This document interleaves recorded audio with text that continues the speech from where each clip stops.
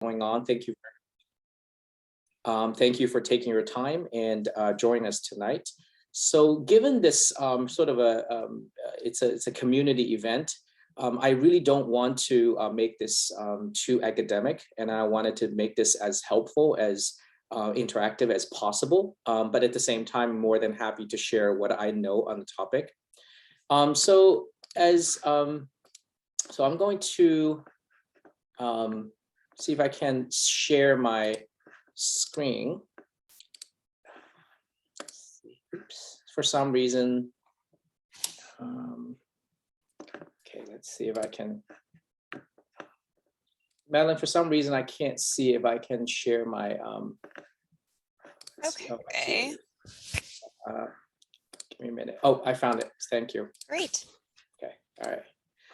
So very quickly, so I teach at the University of Illinois. I teach both in the College of Media and Department of Advertising, and I also teach at the Gies College of Business in a digital marketing class.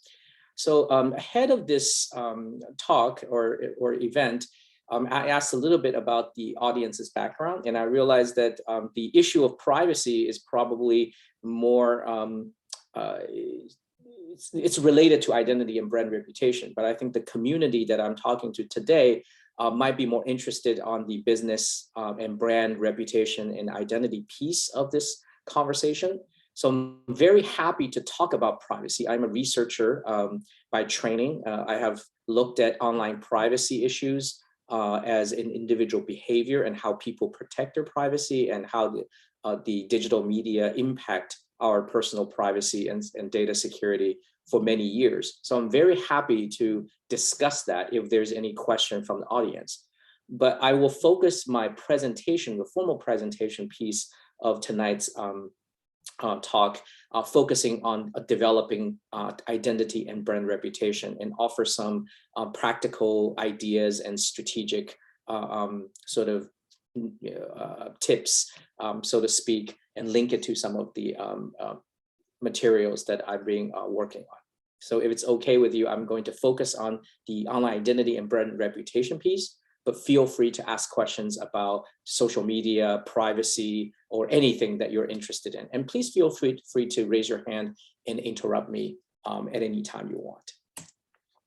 Okay, so I was invited to do this presentation out of the Hub for Brand Innovation and Advertising Technology.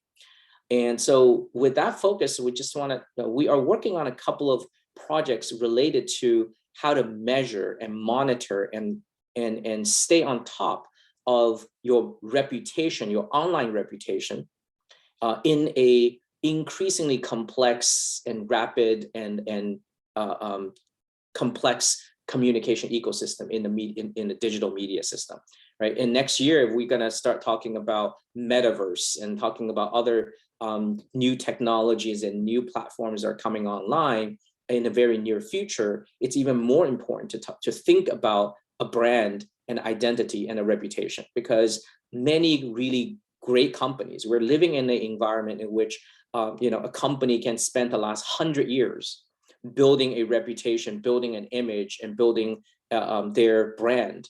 And then because of some mishaps in a social media and digital media space, they'll have to spend millions, if not tens of hundreds of millions of dollars to repair that kind of reputation and tarnish their brand, right? So it takes many good deeds to build a good reputation, only one bad one to lose it. So when you think about brand and brand management, you want to think ahead of time and stay ahead of curve and be strategic.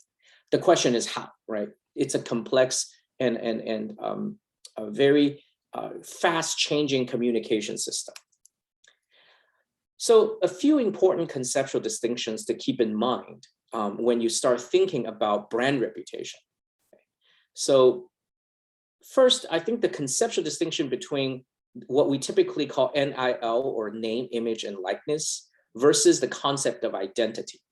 The concept of identity is much more multidimensional and much more robust in coming out of literature in psychology research, in social psychology research, and communication research. So when we talk about identity, it's more than just your name, your picture, and your images. And for a brand, it's the same thing, right? This goes for both as an individual as well as a brand or a company, right? Any entity has an identity, and identity is more than just what you can see and have trademarked. The second, when we're on this conversation, I wanted to alert you to the difference between secrecy versus security versus privacy. In the context of online privacy, online security, and personal information, typically when we are talking about online privacy in the legal context, we're talking about one type of privacy. Sometimes we're focusing on name, image, likeness, like the traditional idea that part of the identity is part of the privacy. But in the technology space, privacy is often linked to the issue of data security and personal secrecy. So protecting somebody's data just because your data is confidential or it's scrambled or it's anonymized doesn't mean that you are protecting your consumers or your own privacy, right? So there's some subtle differences there. The third distinction between image and reputation. So when we think about a company, if you're a new company, you're a startup, and you're trying to build this brand image or product image or company's image, an image is somewhat under your control, that in a sense that you want to construct something that you want other people to see, right? Through your actions, through your logo, through what you say and do. Whereas reputation is something that's beyond your control, that it's how other people talk about you and how other people see you. So just because I want to develop this image, the flip side of that is that you need to make sure that other people are talking about you in the way that you want to develop this particular image. And finally, communication and relationship. That's another set of distinction to keep in mind when you manage your digital marketing and brand communication. Because communication, just because you're saying a lot of things, doesn't mean that you're building relationship. And then I'll talk about why relationship is more important than communication in the context. So moving forward, the other thing that I wanted to mention, I mentioned social psychology and a lot of research that we do of individual behavior in the mediated environment. We're entering into an environment where Metaverse, our digital representation, the avatars, virtual reality. So our persona, our identities are more embodied than before.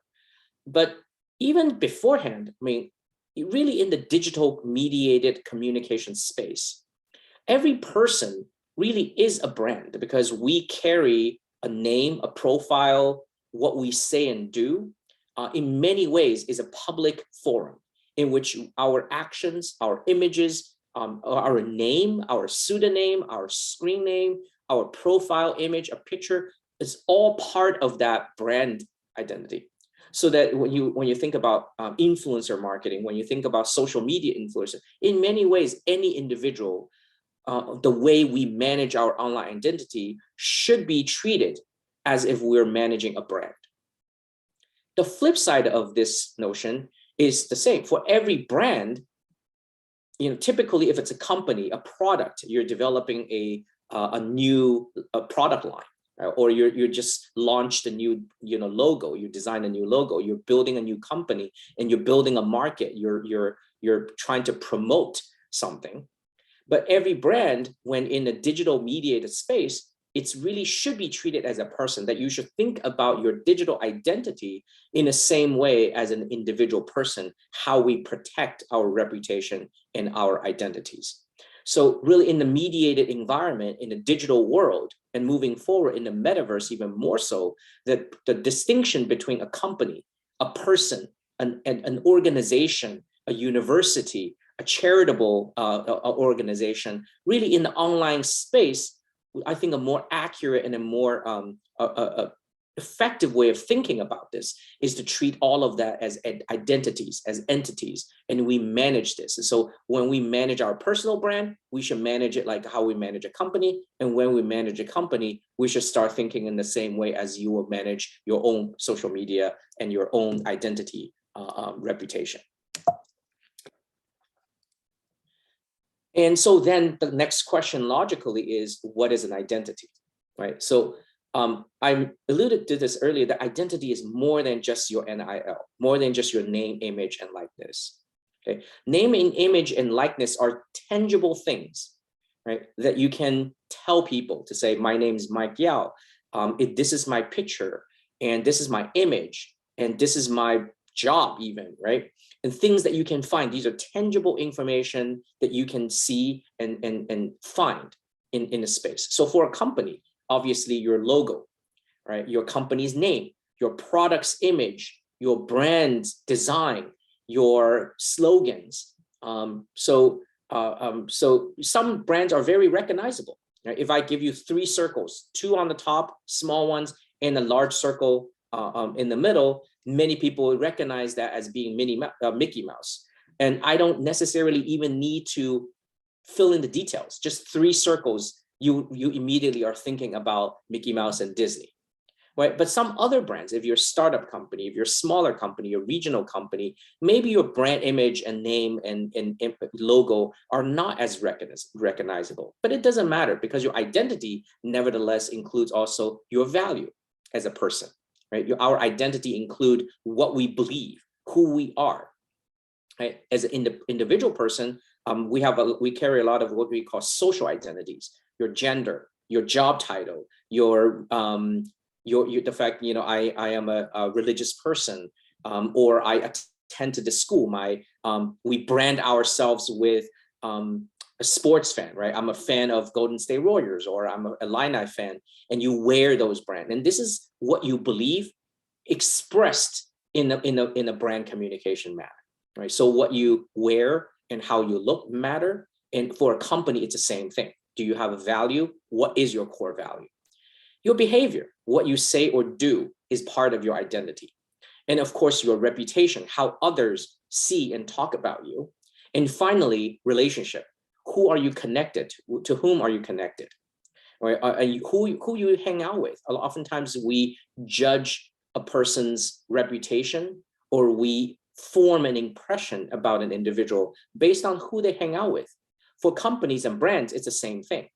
Right? When you think of, let's say, Tesla, okay, as a brand, do you think about Ford, GM, or do you think about Apple, or SpaceX, or space travel, or Elon Musk, right? So relationship oftentimes defines the ecosystem of your brand entity, right? It's not as obvious when we make a practical example that if you research your market competition. One way to do this is to look at your product category. Say, in this case, Tesla is an auto company. So if Tesla is an auto company, then when you look at Tesla's competitor, you're looking at other electrical vehicles. You're looking at Ford, GM, Audi, BMW, Mercedes, who are launching these products. You see them as related brands, your brand ecosystem. But when you look at it from a reputational perspective, the whole picture may look very different, because Tesla is also seen as this image as progressive, right? As something. So its relationship with SpaceX, its relationship with Elon Musk, it's the other innovations, the kind of new inventions. So when you look at it from a reputational perspective, not purely a market perspective, you may come up with a very, very different map in terms of who will affect your reputation and who what kind of relationship you have. So again, your identity is multifaceted and multidimensional. So to illustrate this once again, your brand's identity resides and lives in a reputational ecosystem. The reputational ecosystem may be very different from your market. Right? It's more than just analyzing your competitors, your market share in your product market, but you have to look into the psychology of your consumers when they talk about your brand, when they see your brand, when they think of your company, what kind of other images, other brands, other entities that they will also think of. The psychological space of the brand is oftentimes more important than the product categories when we talk about communication, promotion, and brand communication. So obviously, when you analyze your pricing, you're developing your product, you need to focus on the market space. But when you're thinking about brand and branding and brand reputation and brand image and brand personality, you need to think about the psychological mapping of your brand's position, more just as important as the marketplace itself, the product category. Okay, so again, just an example, you can look at your core identities, your name, your logo, who your parents' company are, famous people in your company. If you're a large company, your famous products. Using Tesla as an example, you can see the core brand entities, include those things, and the outer layer of your brand identity can include sub-brands, competitors, executive, because these are entities that when people are talking about these entities, they might also think about you. So coffee and Starbucks, right? Innovation, invention, and famous executives and Tesla, right? Rogue CEO, Elon Musk and Tesla, billionaire. When in the media, when you think of media, what do you think about? Do you think of CNN? Do you think of Fox News? So a lot of these mental associations are very important to be considered. And finally, the outer, the peripheral layer includes product category, culture, even the country of origin. Sometimes they say, well, recently we're doing some research about image of brands and how it's affected by the country of origin. And this research has been going on since the 1960s, but in the digital space, it takes on a whole new meaning when we think about whether a particular category selling on eBay or selling on Amazon, and to what extent the perceived origin, who is selling it, right? Even the exact same category of products affects your pricing, affects your product's image and reputation. In a communication space, how do we manage reputation? So in the online space, everything you say or do, and anything else others say about you or do on your behalf will impact and affect your reputation. So it's not so much about knowing, oh, here's my brand logo. I want to make sure that my brand logo doesn't appear in places elsewhere. I work with a lot of corporate communication officers. So they're always very careful about, okay, here's an Illinois block I. Is this consistent with the brand image? All of those things are very important.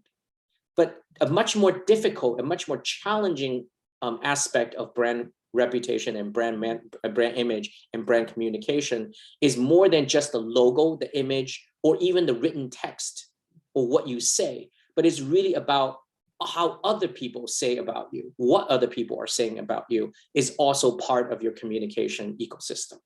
So from that perspective, digital communication and integrated marketing communication is as much about promotion, product, brand positioning, as it is about reputation and relationship management. And I think it's in any way, it's just the adjustment of your mentality to kind of think about why are you sending a piece of email out in an email campaign? Why are you posting a post on social media? Everything has to be evaluated and deliberately in a strategic manner to think about, not only am I promoting my brand's image, not only I am selling my product and promoting the product, but what I say, what kind of impact that this particular post might have on my reputation and my relationship in its very this ever-changing, rapidly evolving ecosystem. And it's a very dynamic process. Okay. So I may take an opportunity to take a 30-second breather just and see if there are any immediate questions before I move forward with some more practical suggestions and tips and guides. So while the attendees kind of type in any questions they have, we did get some emailed in questions earlier that I feel like really kind of resonate with this section, but especially for small business owners who may not have done any sort of social media marketing, or rather any marketing besides word of mouth, how do they gauge their reputation? Start offline. For small businesses, particularly community businesses, that if you are starting a business that you do not have, well, really take a look at yourself. I always say this: it's any strategic planning, any process starts with looking at your own assessment, right? What kind of business do you have? So in this case, let's say a small business just starting, you're falling to one of those categories, and typically, let's say if it's a regional local business that you already have a community support. And there's a reason why you're taking a risk to launch this business today in Champaign or and you have a physical presence, and a lot of your customers and your builder is through the word of mouth because you already have local support. In that case, it's not that you don't have reputation. It's just that your reputation is in the physical world, and how people talking about you is in the physical world. The challenge is, how do you replicate that success? How do you bring that reputation to the digital world and then grow it? But on the other hand, if your business, let's say a consulting business, that your customer or your a potential client are always very global. You just happen that you live in Champaign, but your business is global.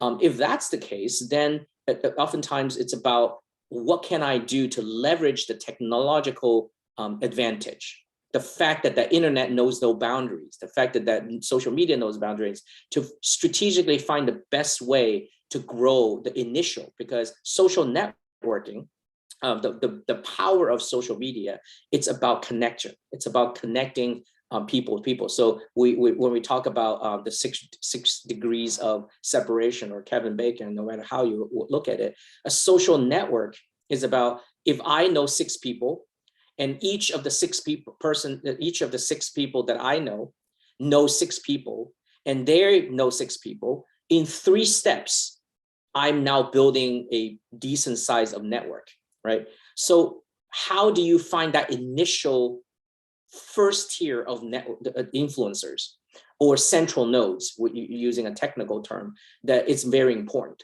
right? Leveraging people that you know that will be your advocate, and maximizing that particular voice. So using a specific example, I'm running let's say if I want to start a restaurant, and I'm now a very successful local business. People come in and very good reputation.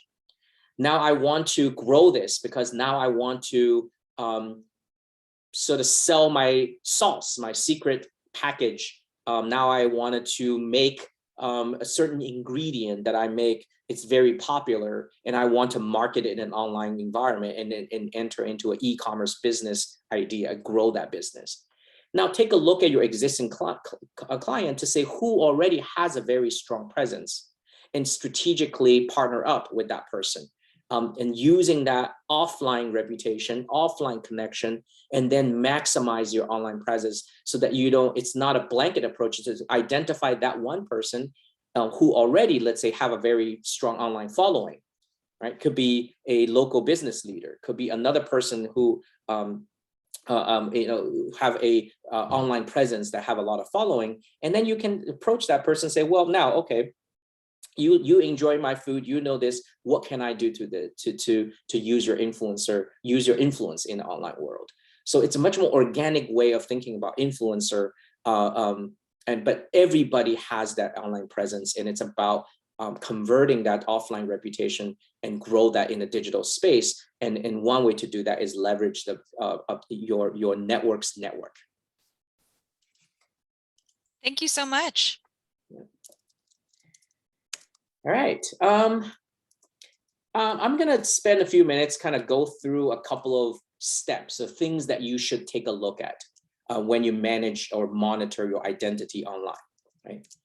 So the first step is your identity auditing. So this is for businesses who already have a very strong presence, or for businesses who have not yet started building these online presence, right? The first thing, just to look at who you really are, and going back to what I said, to take a look yourself. So make sure that your logo is consistent. Make sure your brand image, make sure that nobody else is using the similar image or even namesake. right? I'm working with a startup company in California that came up with a very catchy name, but unfortunately, that particular name is also very popular. So when you type into do a Google search, a lot of similar names that pop up in different product categories. It makes your life much more challenging. So you may want to consider either alter the name or think about things. So identity auditing, not just what you want to name yourself, how you want to name yourself, but look at the environment. Look at your own privacy settings. Is your account set up as your owner, for example? A lot of small business make the mistake of having owners using their own personal account, and because they're small, so they're casual about it. They just, the business owner go in there and go to Facebook and then create an account and then just go with it. But then as you grow, a couple of months later or a couple of years later, now you're ready to grow, and now you're hiring a professional marketing person coming in. You go, oh, wait a minute, your account is not set up as a business account. So now you kind of go back and start from the beginning, right? So when I talk about online privacy, of course, the privacy setting as well. So who can find you, who can link to your website, who can link to your social media account, who can follow you. There's subtle differences between a business account and a personal account. And then you may want to create a separate email address. Don't use your personal email address to start, even though as small as your business might be, or even for someone who already has a very healthy online following. So lifestyle brands oftentimes leverage the reputation of the person who's running the business. But if you are strategically going down that path and you want to leverage your own personal brand to grow your business, you may want to set up a couple of firewalls so that in case your business fails, in case something goes wrong, there's no damage to your personal brand, and vice versa, right? The opposite can also happen if you leverage your personal brand to grow your business. Or you are working with an influencer to grow your business. You also want to make sure that whatever happens to you as a personal brand does not damage your business brand. So set up these kind of firewalls in a context of privacy and boundaries setting very early on. What's out there, right? Take the perspective of an average consumer. Sometimes we think about a brand, when we develop a company, we spend hours and hours come up with this very creative name. And then when you do search engine marketing, you go, oh, obviously people are gonna find that, this beautiful, wonderful, successful consulting company called Mike Yao Consulting. But switch the perspective a little bit. Think about how an average consumer will find you. Can they spell your name? Is your deliberate, creative misspelling that you're very proud of become a barrier for people to find you, right? And so all of those issues need to be carefully considered. What's under your control? How many accounts do you have? Do you want to create that many accounts, or do you want to focus on that? Who's managing your digital identity? Is it everything, like a small business have a tendency to have whoever is available to do this, or whoever is the most passionate about will manage the social media account? Think carefully about those kind of strategic decisions, because when whoever is handling that account, inadvertently their communication style, their biases, their pet peeves will become part of your brand identity, because behind the brand are the people who's managing that brand.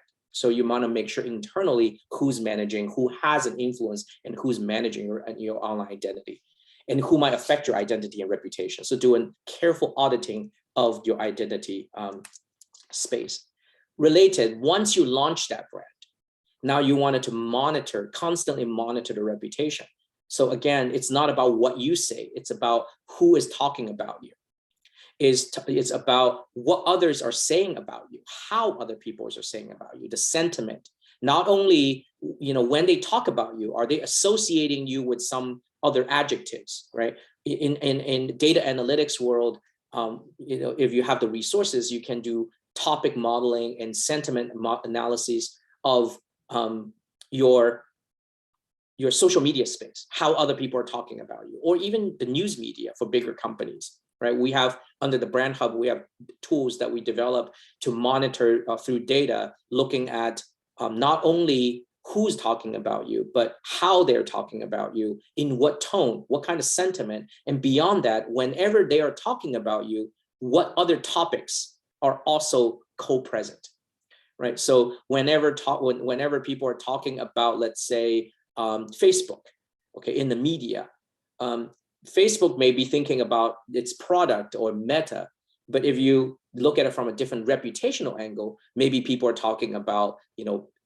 irresponsible corporate culture, privacy. A lot of this information will give you intelligence about your reputation beyond what you want to say, but how other people are talking about you. Monitor who are associated with you and look at the big picture. Reputation maintenance. Not only you monitor it, but now you need to take control of what is under your control, right? Your own accounts. Be disciplined, be strategic. Don't let it go, because once you damage the reputation, it's very, very hard to repair it. So if you make a commitment to maintain a social media account, make sure that it's taken care of, because that's your control. That's your digital presence. But at the same time, give up control where you don't have it, right? How other people talk about you. Once you send something, in the online world, we're talking about cryptocurrency and probably NFTs, non-fungible digital assets and all those things. Maybe in the near future, what you say in the original post, but really in the world, once you post something, it may be made fun of. There might be a meme coming tomorrow. People may talk about you, misrepresent, even sometimes out of good intention, right? You use word of mouth. You say, well, I'm, having a 20% sale tomorrow, and please share this. And then tomorrow sort of, the details may get lost. There may be misrepresentation of what you want to say. And all that is, you don't have control. So once you let it go, once you check everything, you want to make sure that you give up control. Stay true to your value and be authentic. Okay. In the online world, it's unless you're so good at managing what you say and controlling what you say all the time, it's hard to present something, to showcase something, to consistently say and post things that are not authentic, right? If your corporation's value is inconsistent with what you say that you are, who you are, very quickly the public is going to catch on. Focus on the ones who care about you the most, and keep track of, and so focus on your allies in the digital, because there'll be haters and there will be supporters. In my opinion, it's time is much more worth it to spend on managing the relationship, the healthy relationship. Make sure that you have a supportive brand community rather than focusing on the negative and haters. Of course, you need to be careful and pay attention to what they say, but when you maintain your reputation, your allies and your supporters are the most important, right? Keep track of the cost, keep sustainability in mind. That if you run a very creative campaign because you suddenly have someone on your staff team who can design very cool interactive graphics, okay? But if that person's your friend who's doing a pro bono, can that friend always do that? Can you always deliver this level of creativity all the time? So think about long-term cost and long-term sustainability very early on, and measure your return on investment appropriately. Brand management, brand reputation, the cost and the investment is not immediate. It's not in the same way that you measure the return of let's say a coupon. Okay, I can put a dollar value. I can run at 50% sales, and I can calculate how much does that sales bring in additional revenue. But when you post something that's about your reputation, on social media, word of mouth, oftentimes it's much harder to track the dollar for dollar return on these type of investments. But in the brand management world, sometimes the investment you put in to manage and maintain a healthy community is going to save you millions of dollars when something goes wrong.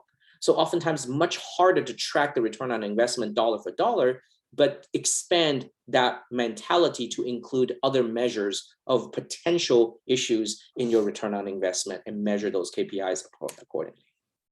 And finally, reputation repairing, right? Focusing on your allies, I already said, not the haters. Don't forget the silent majority.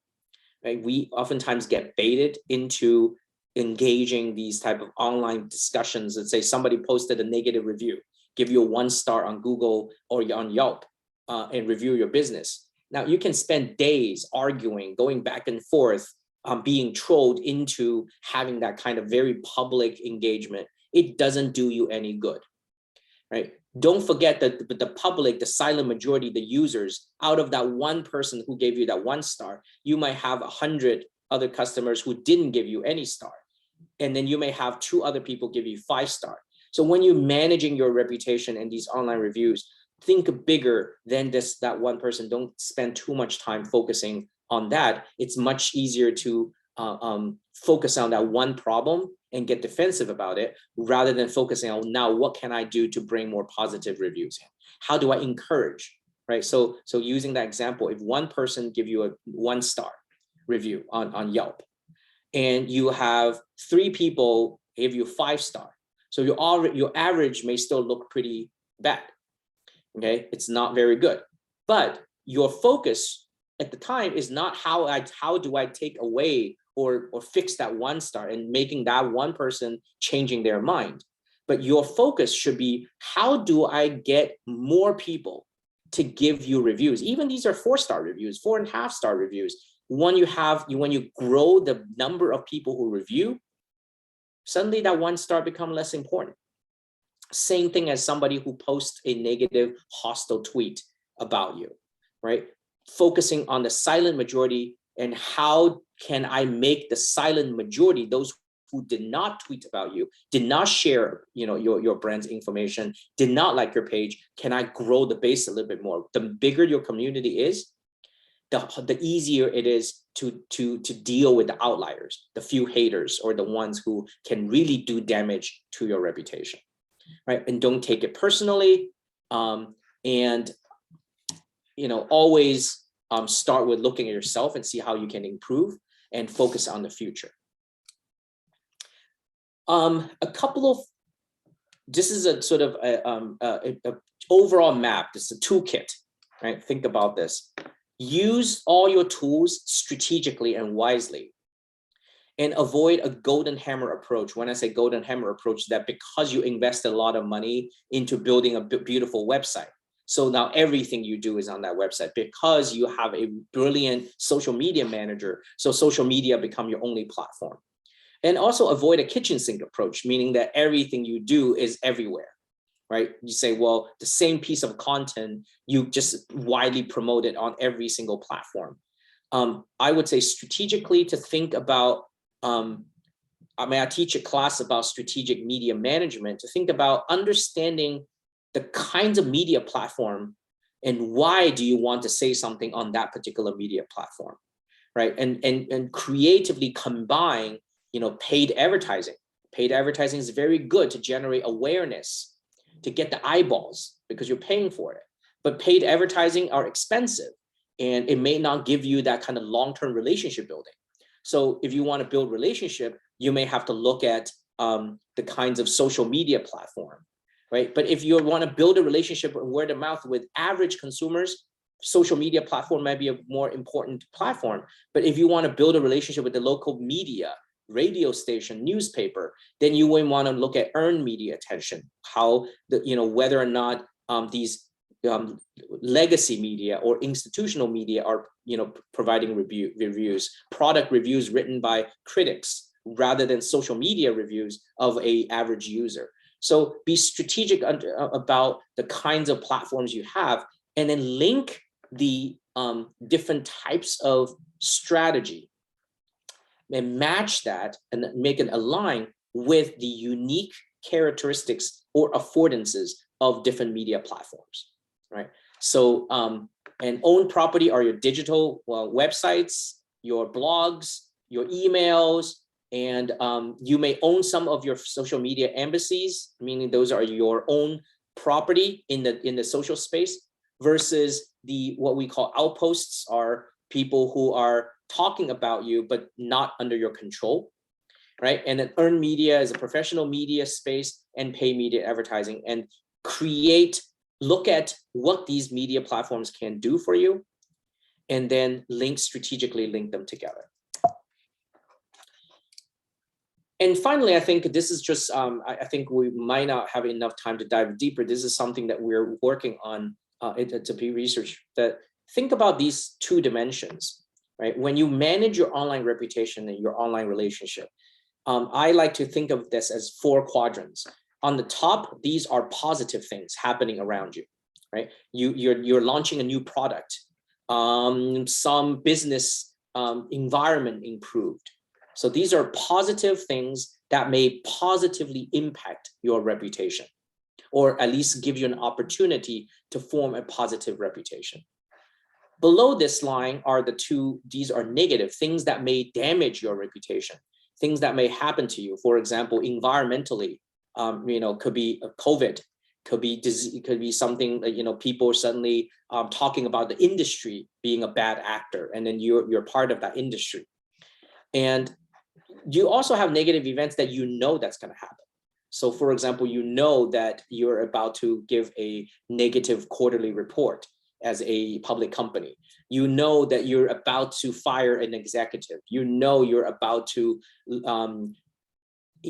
having some problem coming your way, but you can do things to prevent that. On the left side of this quadrant are unplanned communication, meaning that you have to react very quickly to things that are happening that you didn't plan for. And on the right side are the planned communication. These are predictable things that that are coming, both positive and negative.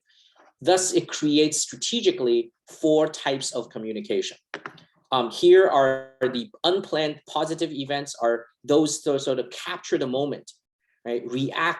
Reactive communication, creatively post something on social media that captures public imagination during a specific window, right? When some topic just went viral and it's directly linked to your business, that you can strategically get yourself in there and get a lot of positive feedback, a lot of engagement.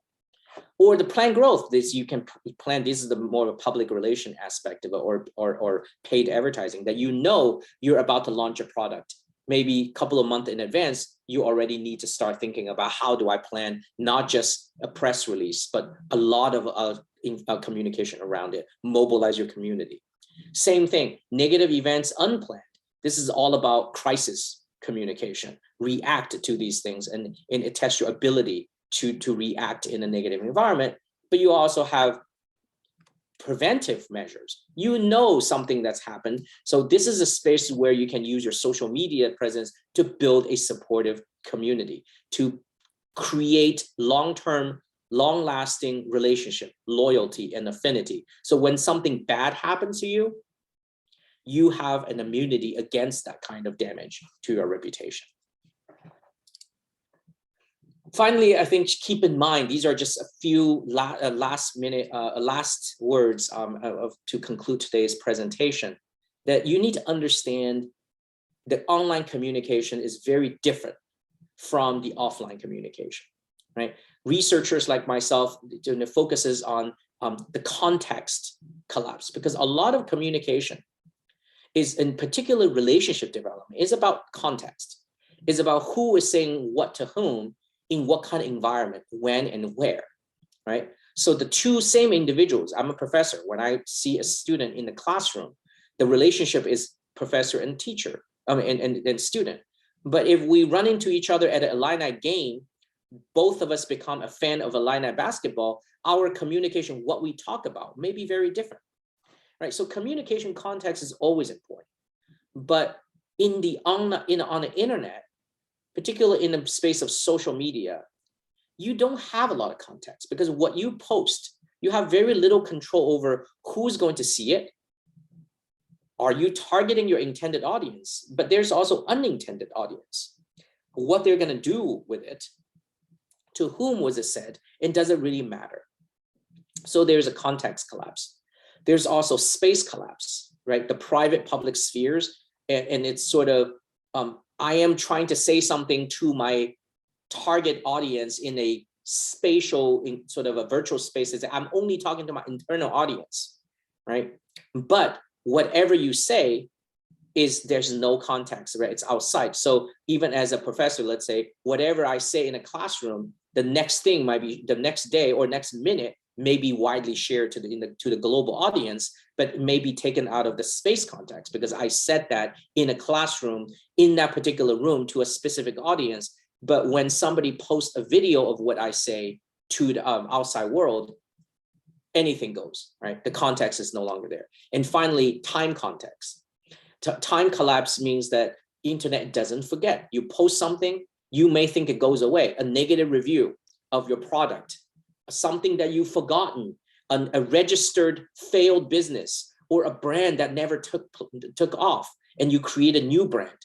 Because the internet never forgets, all of those things may or may not come back one day to actually affect and damage or boost your reputation. So it's a challenge around communication on the internet.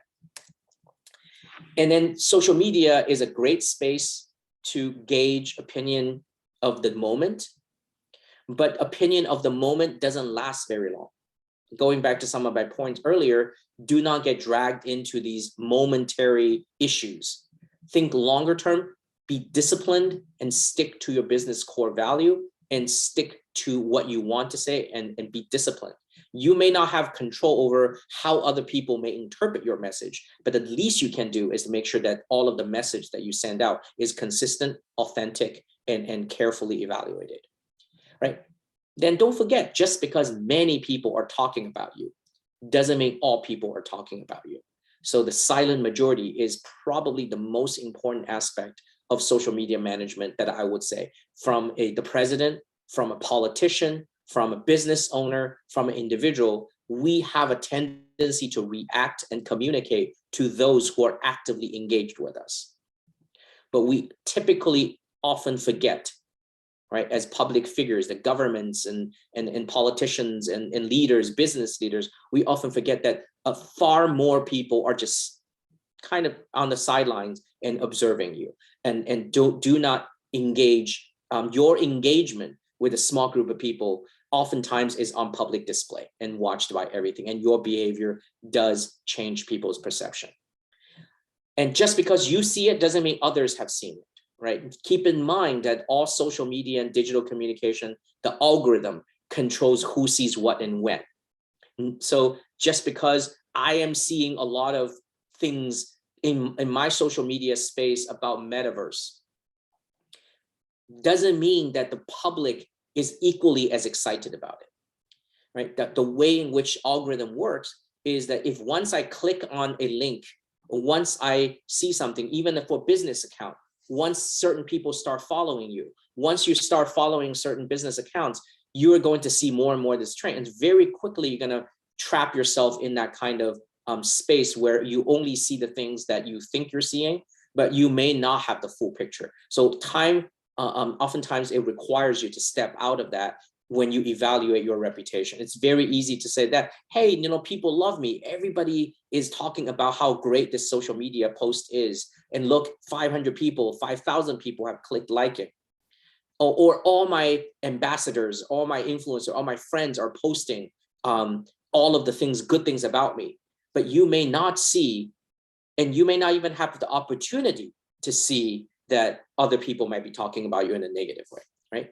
Be careful who and what you represent. You have multiple social identities, right? Just because, let's say, a business, I've worked with local smaller businesses. Oftentimes, you have a personal reputation, you have a business reputation.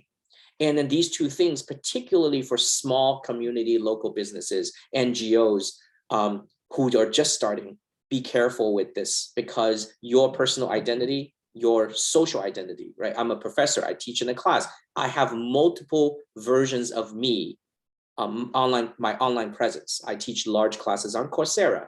You can look me up, and I used to work in Asia. I worked with things before, but beware that going back to the earlier point that I made about auditing your reputation, auditing your identities, and understand that all of your digital presence have implications, and all of those related entities may one day be a factor in your brand reputation of your business and your company. And then we tend to judge others by who you associate with and your social identity. So a lot of research have shown that you need to not just focus on who you want to be, but really put yourself in the perspective of someone who's looking at you and monitor your reputation from that perspective, right? So I think that's all I have for today, and I'm happy to answer questions. Thank you so much. That was so interesting. And I have a lot of notes I'm excited to follow up on for future programming. Well, I'll let others just feel free to put any questions in the chat if you have them.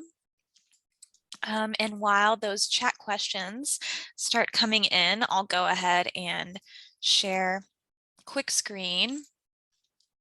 So if you have any questions about today's webinar, or if you want to follow up, feel free to again connect with us on our website, champaign.org, or you can give us a call, 217-403-2000. And if you have any questions for Dr.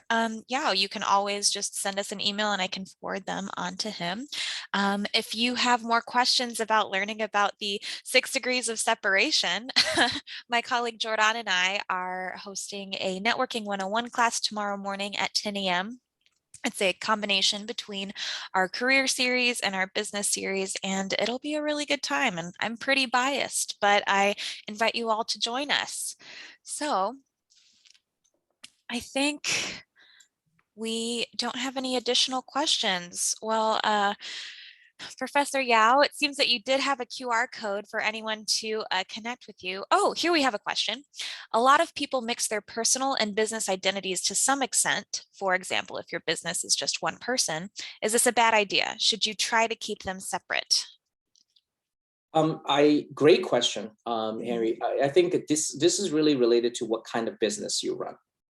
So I think a longer term, and think about your end goal, right? So I would say that consulting business, lifestyle brands, and particularly, I mean, the kinds of business that you have a very core value that's linked to your personal belief, a strong belief that the brand is the person, and the person is the brand. It's a good idea, right? And there are plenty of successful stories. You can think of again, Elon Musk and Tesla, or in someone who's selling on Etsy, right? That your personal reputation is, think of it as a credit, and then you're borrowing that credit to boost your brand reputation and recognition. But every type of credit has a limit, and every type of credit has risk attached to it. So in this situation, I would say have an exit strategy. If you think that your type of business is particularly useful to grow, particularly in the early stages, it's all about personal networking, right? It's like going to a bank and say, hey, I'm borrowing this much money to start this. It's all about reputation, your personal credit, lending into the business. But at a certain point, you want to create firewalls and parameters to protect yourself and protect the business. It goes both ways. So it's not a good idea or a bad idea, but I do think that has to be deliberate and strategic about it. So go ahead and do it if it's helpful to you, but put guardrails around the activities and set up things that you can actually have a way to say, well, if the entire business is your person, then what's the implication? What's the long-term growth, right? A lot of legacy, let's say if you name your company, let's say Mike Yao Consulting. Now, my name, my image and name and likeness is directly attached to my business. So if my business ends, that means I'm gonna, I no longer do Mike Yao Consulting, and vice versa. But what if I wanted to sell the business to someone else? What if I want to cash out? What if I want to invite a partner? Now you have additional cost of rebranding, right? But if I'd say, well, so the other end of this situation is if I don't have any way, like if I create a Blue Moon Consulting, nobody knows what that is. So I'm gonna have to put a lot of upfront cost to it. And so strategically, how do I leverage? Just because I don't directly associate my name to that business, there are ways, it's strategic ways for you to leverage your personal network and then help grow that business, and then transfer that credit into that brand, into your business brand. So again, it's not a right or wrong question, but it really depends on the type of business and your exit strategy. Do you see yourself selling that company? Do you see yourself grow the value beyond what you can handle, right? And is the kinds of product category require you to put your personal name on the line, and who you are, right? I mean, another aspect is think about your equity. In my view, every brand has like a line of credit has an equity. So so sometimes you say, I'm an entrepreneur, I'm growing a business. So if you link your personal equity with the business equity, you grow together. So if your business grow very big, your personal reputation also grows, right? Again, think of Tesla and Elon Musk. But on the other hand, sometimes when your business grow and then your personal brand say, well, now I need to sell it, I need to detach it. Are you running the type of business that you want to grow your personal brand? Or do you think I'm only using my personal brand and that kind of credit and to just grow the business in its early stage? There's a longer term strategy. So again, all of those are business decisions that will affect your branding strategies. Good question. Yep, we've got a thanks in response. Okay. All right. Great. Well, I think we didn't have any other questions come in. And it's almost 8 o'clock. Do you have any additional things you want to share, how to contact you? And we'll also share information about the Brand Hub if you're interested in learning more about what they do, in an email that will contain the recording. Yeah, and feel free to find me on our department's website. A simple search, you'll find me. And again, we offer master's, professional education opportunities. And also personally, I mean, just if you have any questions to follow up, please reach out to me. And I'm very happy to connect. And we are, the university and our department and our faculty members are part of the community. And I'm very happy to have an opportunity to be here. And I really appreciate and thank the Champaign Public Library for giving us this opportunity. Well, thank you so much, Dr. Yao, for joining us this evening and sharing your expertise and experience in tonight's webinar. Okay. And on that note, have a wonderful evening. Thank you all again for joining us this Monday evening, and stay in touch. All right. Thank you, Madeline. Thank you. Good evening.